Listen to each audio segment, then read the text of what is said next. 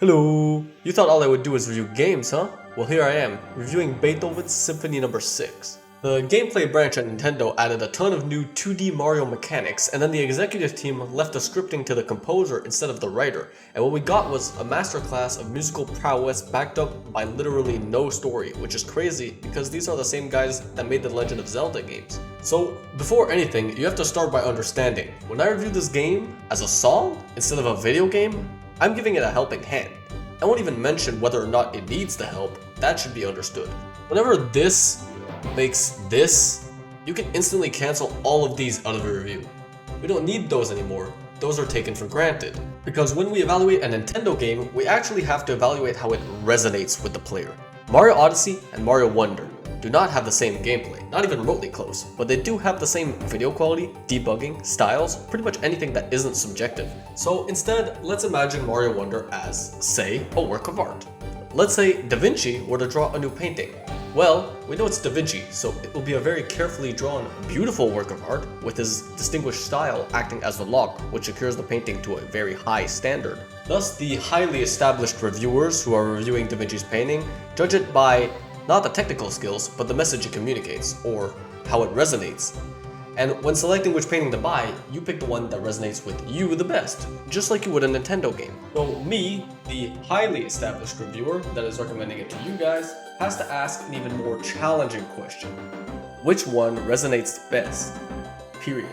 And if you're still on edge about me comparing video games to the most renowned artist of all time, well, let me remind you that the very nature of art is subjective, and Nintendo doesn't hide that they consider it to be a work of art. In the very credits, they use cinematography terms such as game director or producer when referring to the creative geniuses who designed Mario. And the greatest part, really, is this is not your usual orchestra.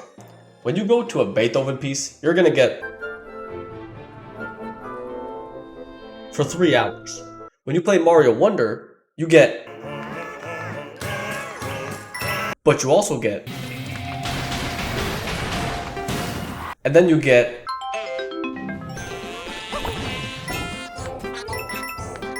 and sure, there's gameplay hidden somewhere in all of this, but that's a complimentary part, really. It's as if Marshmello dropped a new album, and you could play Tetris while listening to it on Spotify.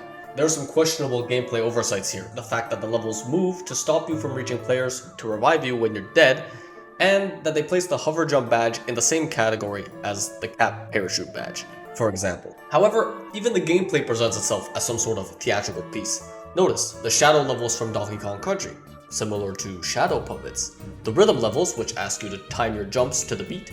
They used themes in their songs and worlds which weren't previously explored in Mario games. They even pulled the classic trick of having the credits be a game. All in all, looking at it from a musical angle gives it a much more appropriate appearance. And if ever you ask me if I would consider this to be a work of art, I mean, come on. They got King Boo singing opera. Now going back to the question of how it resonates, well, the audience range is present, but thematically for a song to resonate well, it has to have a message, and Wonder does not even have a story that can communicate any morality. So really, this game is more like a ludicrously good EDM playlist, ranging from hardstyle to house, but never communicating a message, or anything as a matter of fact.